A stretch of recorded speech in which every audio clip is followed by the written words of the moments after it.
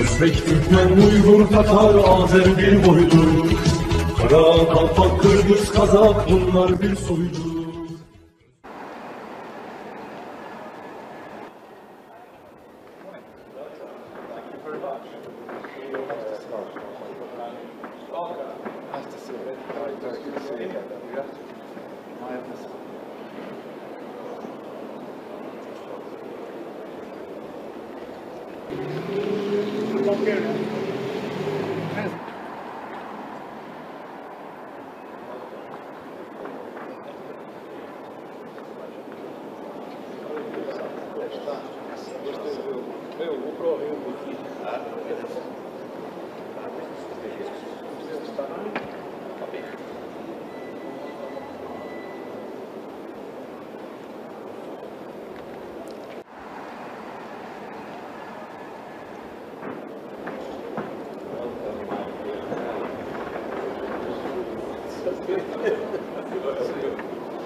Antonio, it's a pleasure.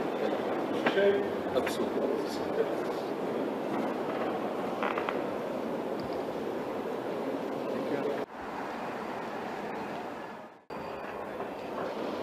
President, how are you? Nice to see you. Excellent. How are you? Nice to see you again. Yeah. Thank you for everything.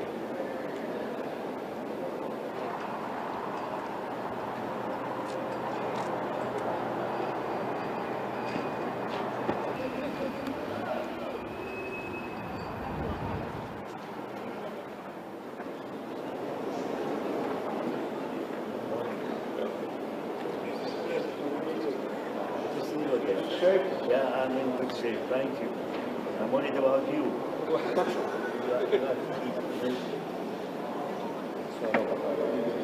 Yes.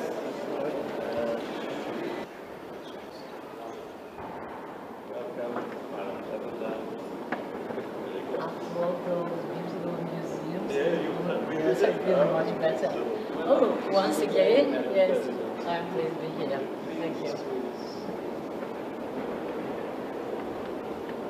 Hope you enjoy your stay here. I did not stay because I didn't come to the Roma.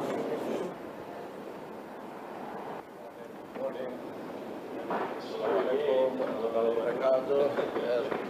Morning, how are you doing? My friend, how are you doing? Great, great, great. It's an honor and a pleasure. Yeah, meet you today. Great. Thank you, thank you. Nice. Very happy to see you. Subscribe all the challenges.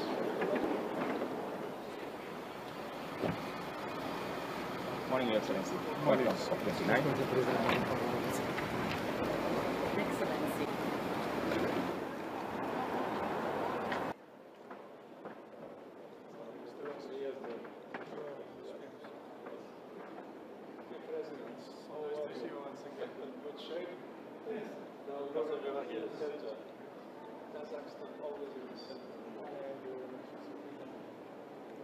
He also represents United Nations.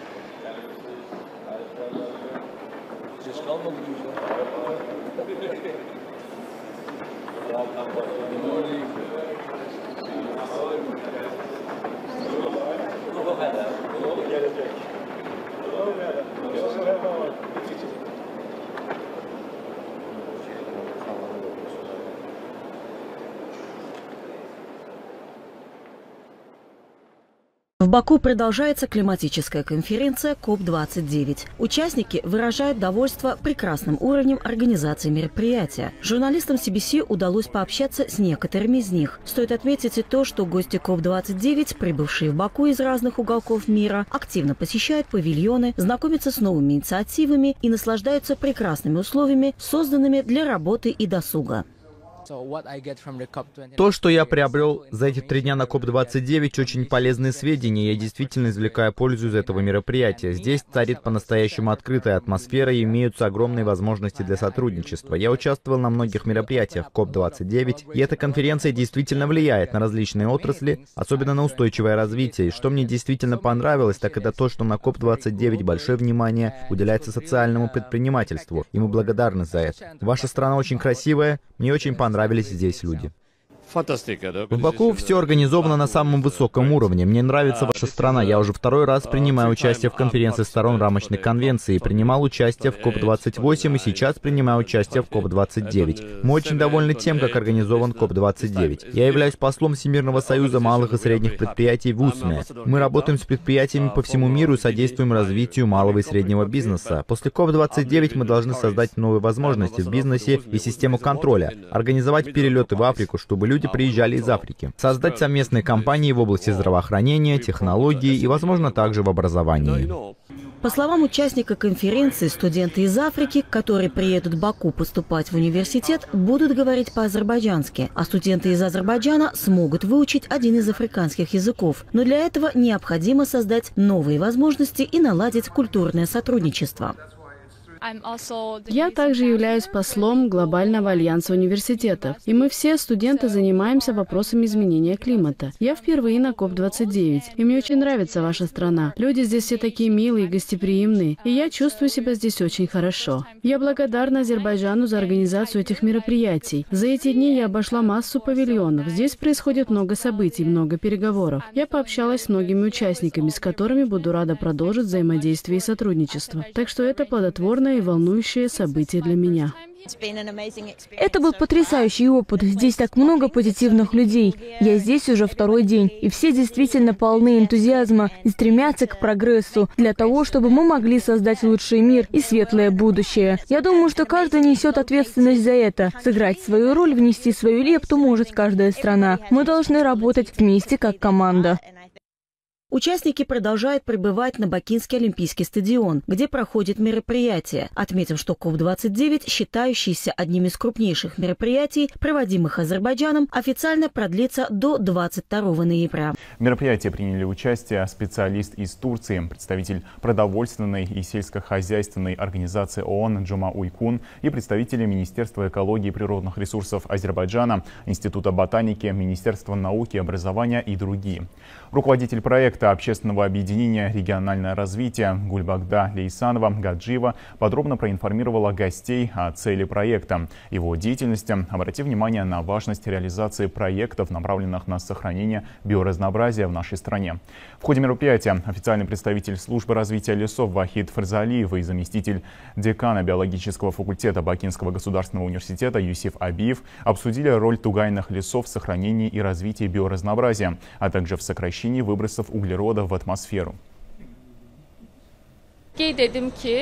Согласно проекту, на территории Гаджигабульского района прошла акция по посадке деревьев, направленная на восстановление тугайной лесной экосистемы. В ходе акции на площади 1,5 гектара было высажено 1800 саженцев деревьев, относящихся к тугайному лесу, а также более 200 различных видов деревьев, находящихся под угрозой исчезновения.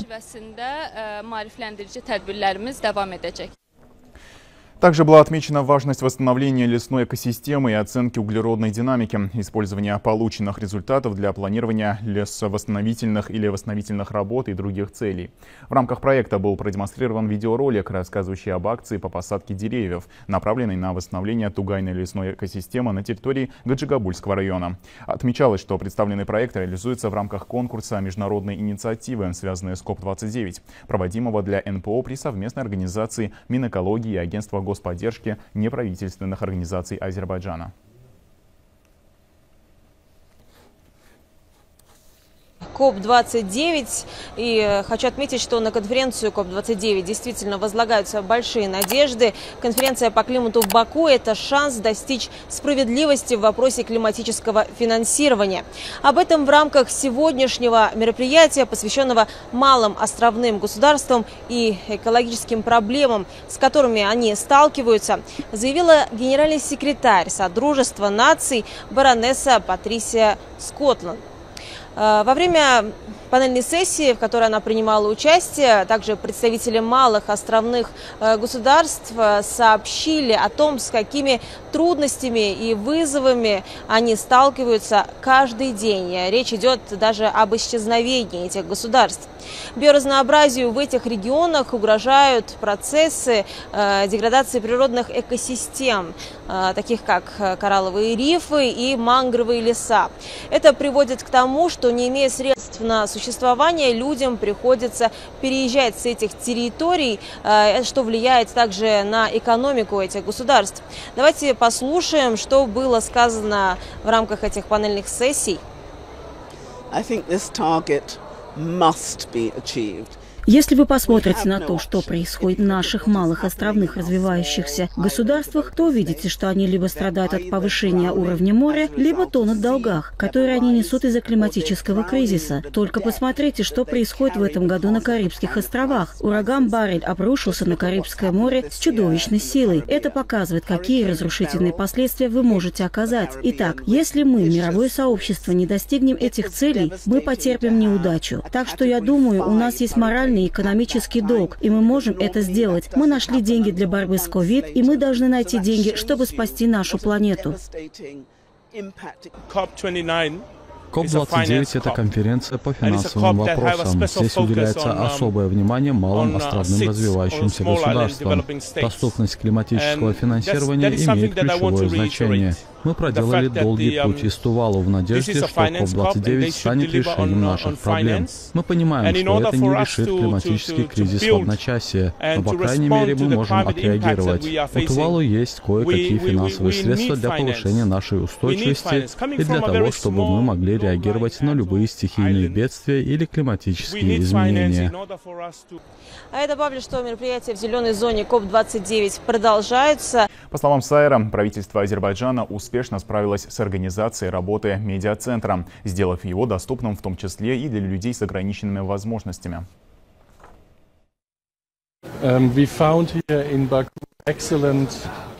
Мы нашли в Баку отличные высококачественные медиавозможности и услуги. У нас есть зона для пишущей прессы на 300 мест, около 60 кабинок для международных СМИ, а также открытое пространство для всех журналистов. Медиацентр обеспечивает своевременный доступ к материалам конференции. Каждое утро журналисты получают бюллетень с ключевой программой дня. Используются также социальные сети, пуш-уведомления и веб-сайт. Азаматхан Амиртаев, председатель партии, казахстанской партии зеленых Байтах. Да, мы участвовали в КОП-29, который прошел в городе Баку. Саммит международный прошел на высоком уровне. Около 80 глав государств мира собрались. Да, это вот понятно, это еще раз показывает ценность защиты окружающей среды является главной повесткой мира сегодня.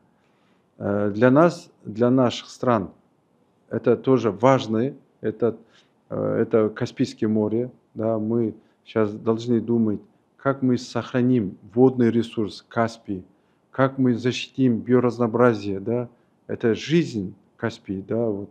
Как мы это все защитим, сохраним?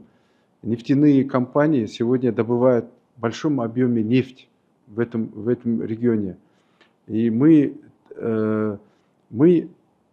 поднимаем вопрос, нефтяные компании, которые работающие в Каспии, должны платить деньги за восстановление, за сохранение окружающей среды, биоразнообразия, экосистемы Каспии. Да, это вопрос мы подняли КОП-29. Это сегодня, вот пример, если взять, Кашаган, месторождение, компания NCOC, около $500 тысяч каждый год платит. Что это такое? $500 тысяч на что хватит? Это мы сейчас видим же, какие там происходят, да, там реальные угрозы на биоразнообразие, на экосистему Каспий, да.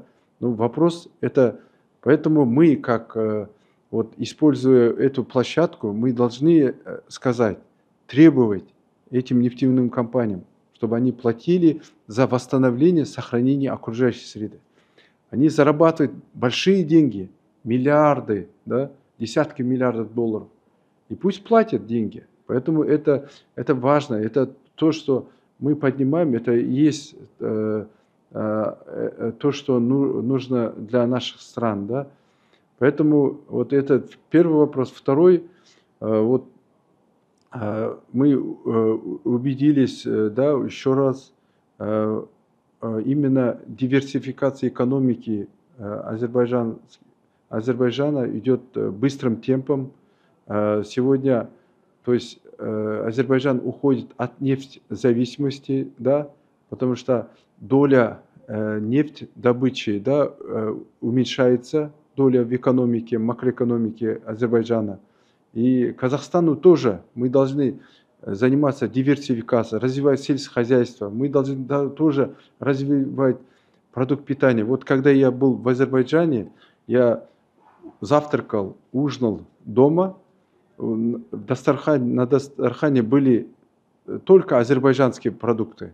Масло, да, хлеб, мясо. Все азербайджанское было. Все, конфеты, все.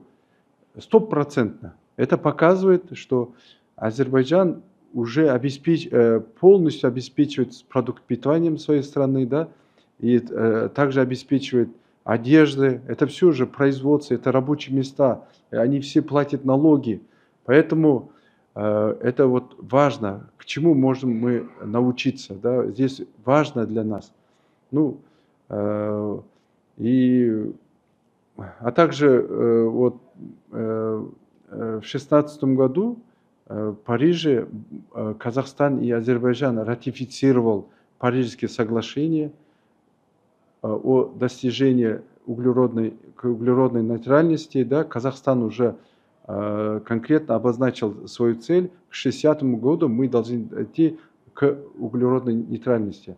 Как мы это сделаем? Какие методы будем использовать? Да?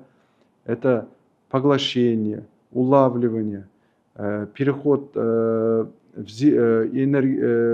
традиционной энергии, да, перейти в зеленую энергию, то есть энергию без выброса, переход на строительство атомной электростанции, где нет выбросов. Да? Вот мы должны это все делать. Ну, для этого нам нужны, в первую очередь, мы должны это учиться. Да? И второе, это нам нужны специалисты, финансирование, деньги. На самом деле, КОП в чем отличается от других собраний, международных конференций? КОП – это главная цель найти финансовые средства для обеспечения углеродной нейтральности, да, уменьшения выброса углерода. Вот. Поэтому вот в этом КОП-29 это все вопросы, связанные с финансированием, все проекты были там, на высоком уровне были обсуждены.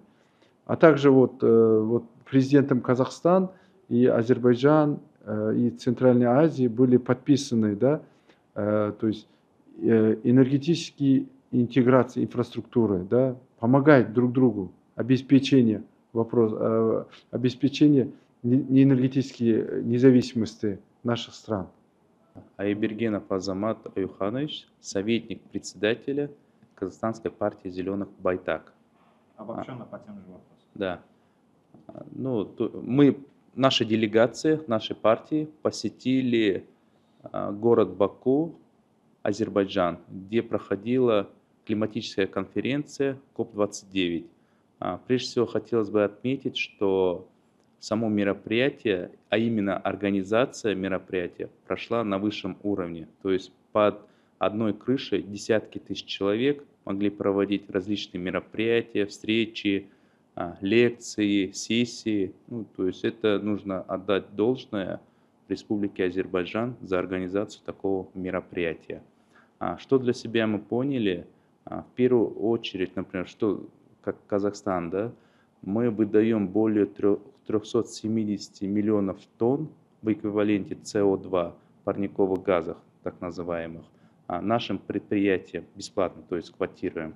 Соответственно, нам необходимо уже путем на бирже начать их реализовывать, чтобы привлекать эти средства на нашу климатическую повестку. Второе, что нам необходимо сделать, атомную электростанцию в Казахстане мы имеем возможность первыми в мире привлечь зеленое финансирование на строительство атомной электростанции. Также хотел бы отметить, что учитывая сегодняшнюю мировую политическую повестку, нам необходимо ближайшим регионам, странам Центральной Азии, Кавказа объединяться и может уже совместно в рамках определенной территории искать в том числе данное финансирование.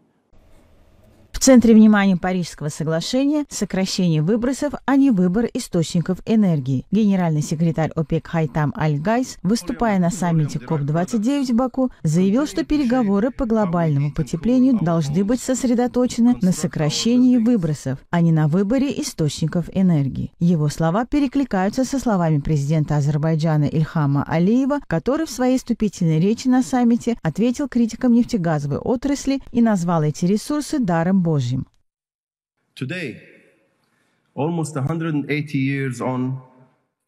С момента зарождения нефти в мире, на самом деле это произошло здесь, в Баку, в Азербайджане. Сегодня нефть и нефтепродукты продолжают определять, как мы отапливаем и охлаждаем наши дома, строим наши здания и перемещаемся из пункта А в пункт Б. Нефть и газ остаются жизненно важными для производителей и потребителей по всему миру. Как подчеркнул президент Азербайджана, его превосходительство Ильхам Алиев на открытии КОП-29, они действительно являются даром Божьим.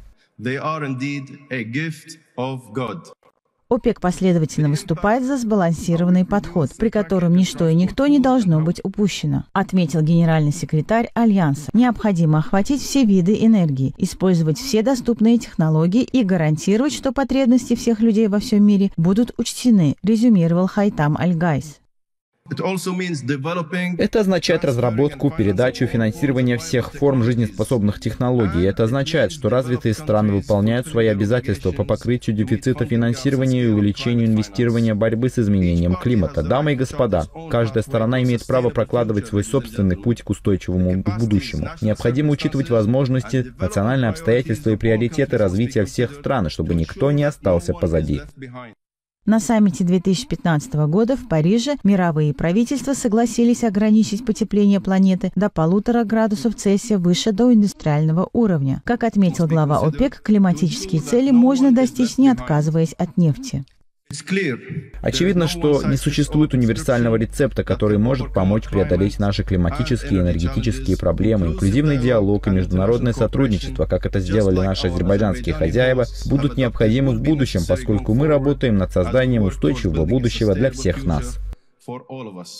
Современные технологии, как улавливание углерода, помогут в решении актуальных глобальных проблем. Они справятся с воздействием сжигания ископаемого топлива на климат, считают в ОПЕК. Казахстане диверсификация экономики является приоритетной задачей правительства, и уже достигнуты положительные результаты. Обрабатывающая промышленность по объему превысила сырьевой сектор, составив 47% против 45%. Одной из ключевых мер стало направление сырья на внутренний рынок, что позволило увеличить переработку алюминия и меди в 2 раза. Эти достижения подтверждают эффективность выбранной стратегии и открывают дополнительные возможности для дальнейшего развития обрабатывающей промышленности. В рамках диверсификации экономики особое внимание уделяется поддержке отечественных производителей через государственные закупки. В этом направлении предпринимаются необходимые меры. Список товаров, закупаемых исключительно у местных производителей, был расширен с 1500 до 4500 позиций. Государственные органы и квазигосударственные компании теперь обязаны приобретать эти товары только у отечественных производителей. В результате сумма заключенных контрактов с местными производителями увеличилась на 55%, составив 350 миллиардов тенге. Еще одним значимым шагом является соглашение о закупке с отечественными производителями на поставку продукции. Правительство и фонд Самрук-Казына активно продвигаются в этом направлении. Общая сумма таких контрактов в этом году составила $268 миллионов, что в 14 раз больше, чем в прошлом году. При этом во всех регионах страны на сегодня реализуются масштабные промышленные проекты. К примеру, в Атырауской области открылся крупный завод по производству полипропилена. Его годовая производственная мощность составляет 1 миллион тонн полипропилена. Если сравнить его со всеми нефтегазохимическими заводами Центральной Азии, Южного Кавказа, мощности нашего завода в Атырау гораздо выше. Очень большое и современное производство. Кроме того, в Казахстане строится завод по производству автомобилей полного цикла, который начнет работу в следующем году. Также откроется мультибрендовый автозавод и введен в эксплуатацию современный завод по производству автомобильных шин. Подобные предприятия развиваются в разных регионах, что способствует изменению структуры экономики. Благодаря принятым мерам экспорт готовой продукции в этом году вырос почти на 6,5%, а импорт снизился на более чем 7%. По словам премьер-министра, правительство продолжит активно поддерживать эту сферу. В число основных приоритетов сотрудничества Казахстана и Венгрии входят диверсификация торговли, привлечение передовых технологий, углубление партнерства в сфере энергетики, цифровизации и транспорта. Об этом заявил президент Казахстана Касым-Жомарт Токаев на совместной пресс-конференции с премьер-министром Венгрии Виктором Орбаном в Будапеште. Две страны стремятся укрепить экономические связи. Сотрудничество Венгрии и Казахстана началось не вчера. Это долгосрочное взаимодействие. Нашему соглашению о стратегическом сотрудничестве исполнилось 10 лет. Мы рады, что президент Казахстана оказал нам честь и посетил Венгрию. Сотрудничество Венгрии и Казахстана – это явная история успеха. Сейчас нас ждет только прогресс в сотрудничестве. Венгерские компании все больше интересуются инвестиционными возможностями Казахстана. В частности, в ходе визита Касым-Жомарта Токаева подписано соглашение с UBM Holding о строительстве 3 заводов по производству сельскохозяйственных кормов стоимостью $62 миллиона. Рихтер имеет оборот около 10 миллиардов форинтов ежегодно на фармацевтическом рынке Казахстана и сейчас готовится организовать часть своего производства в Казахстане. Группа крупных венгерских сельскохозяйственных компаний строит заводы по производству кормов и завод по производству премиксов в Казахстане. Агентство поддержки инвестиций Казахстана оказывает значительную поддержку. Точно так же венгерская агрокомпания уже засеяла венгерской гибридной кукурузой более 50 гектаров. Эта площадь увеличится втрое. Недавно была запущена казахстанская платежная система. Достигнута договоренность о том, что венгерская компания присоединится к управляющему консорциуму ESZ. 2 венгерских университета будут готовить комплексную реформу водного хозяйства Казахстана. Флагманом экономического сотрудничества двух стран является крупнейшая нефтегазовая компания в Венгрии. В настоящее время нефть и природный газ добываются через 5 скважин. Важно, что МОЛ продолжает расширяться в этом регионе. Идут дискуссии о том, какие проекты это будет охватывать. Таким образом, венгерско-казахстанское экономическое сотрудничество ожидает большое скачкообразное развитие и рост благодаря тем венгерским компаниям, которые достаточно окрепли, чтобы выйти на рынок Центральной Азии и осуществлять строительство заводов и осуществлять инвестиции в Казахстан. В ходе визита президента Казахстана в Венгрию подписан ряд важных документов. Два государства имеют достаточный потенциал для сотрудничества в таких областях, как добыча и переработка редких металлов, управление водными ресурсами и сельское хозяйство. Многостороннее взаимодействие двух стран успешно развивается в рамках международных структур, таких как ООН, Организация тюркских государств, Организация по безопасности и сотрудничеству в Европе. В ходе беседы Керим Велиев подчеркнул, что развитие сотрудничества с дружественными и братским Пакистаном во всех сферах, включая военную, находится в центре внимания президента Азербайджана, верховного главнокомандующего вооруженными силами Ильхама Алиева. На встрече была отмечена важность расширения двустороннего военного сотрудничества и повышения интенсивности совместных учений, а также отмечено, что стратегическое партнерство между двумя странами развивается по восходящей линии. Начальник Генштаба осудил террористическую атаку, произошедшую в долине Тирах на северо-западе Пакистана, и выразил соболезнования пакистанской стороне в связи с гибелью людей. Стороны провели обмен мнениями по вопросам борьбы с терроризмом и безопасности. Айжан Чиныбаева, глава комитета по женскому предпринимательству при торгово-промышленной палате Кыргызстана. Вообще мы уже более 4 лет общаемся, собираемся на различных конференциях. И Генеральная ассамблея тюркских стран, торгово-промышленных палат, это про то, что мы отдельно вывели Совет женщин по делам женщин, потому что в Кыргызстане женщины это более 51%. Это та большая сила, которая должна быть тоже использована для улучшения ситуации в стране, да, с экономическими преобразованиями, со всеми политическими процессами. И президент нашей страны подписал указ до 30-го года, к 30-му году о женском лидерстве, потому что это уже и научные данные, и мировое сообщество доказывает, что если женщины будут в предпринимательстве, женщины будут руководить процессами в стране, будут намного качественнее проекты, и мужчины смотрят на один и тот же бизнес, и женщины с разных сторон. Поэтому мы не делимся на мужской и женский бизнес, мы используем разнообразие, и это не про то, чтобы создавать только женские рабочие места, это о том, чтобы использовать потенциал страны, ресурсы страны, для того, чтобы каждый гражданин имел доступ к образованию, к созданию бизнесов, к созданию платформ. Сегодня мы говорили о платформе, объединяющей женщин и мужчин-предпринимателей в тюркском мире. Да? Потому что даже страновые визиты могут с собой 100-200 человек. Последний визит президента Узбекистана в Кыргызстан, он с собой привез 500 бизнесменов. Да? Но если говорить о количестве людей, которые проживают в нашем регионе, да, наверное, общее количество превысит 60 миллионов, то 100 – это маленькая цифра. И через цифровую платформу мы можем привлечь наибольшее количество предпринимателей. Очень удобно расположен весь портал, где можно будет рассказать, из какой вы индустрии, каких предпринимателей ищете, в каком городе, в какой стране. И получается, когда вы регистрируетесь, вы тоже проходите определенный опрос.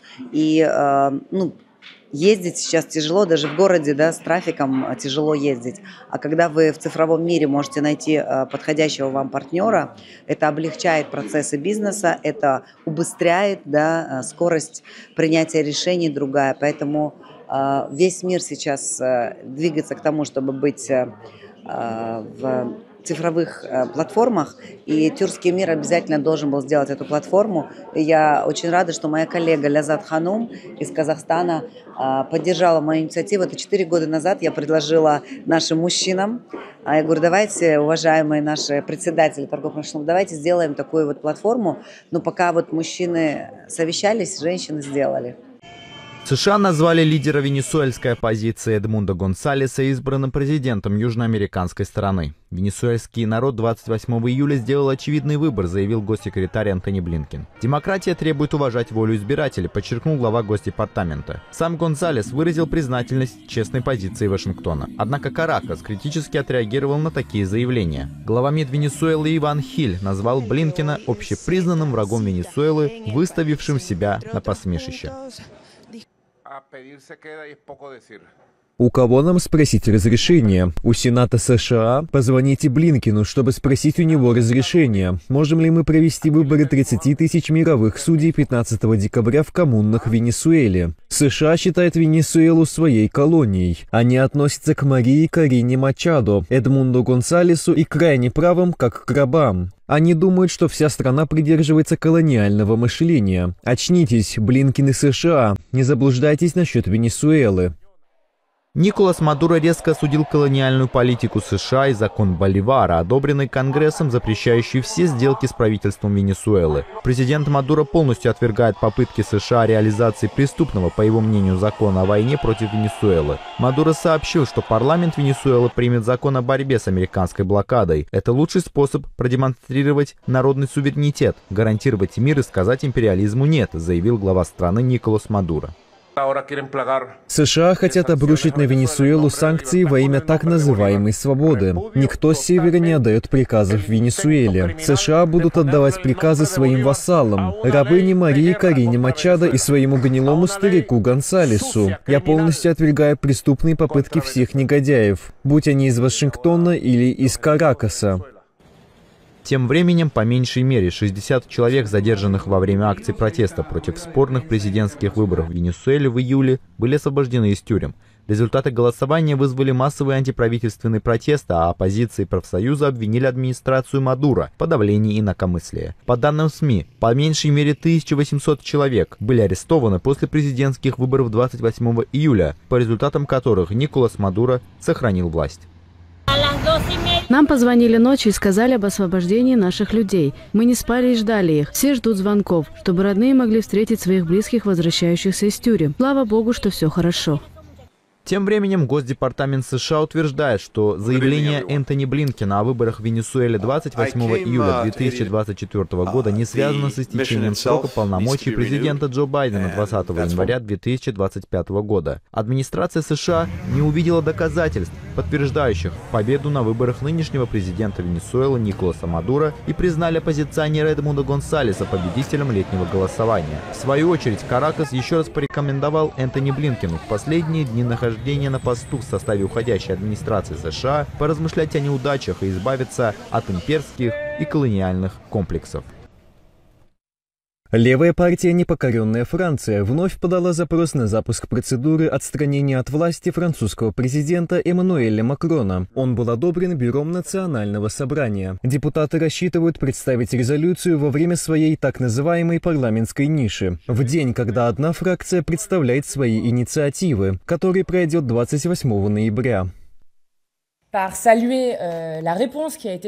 Председатель законодательной комиссии Флоран Буди должен теперь рассмотреть инициативу. Если он откажется, то нарушит наше строгое конституционное право выбирать тексты для нашей ниши.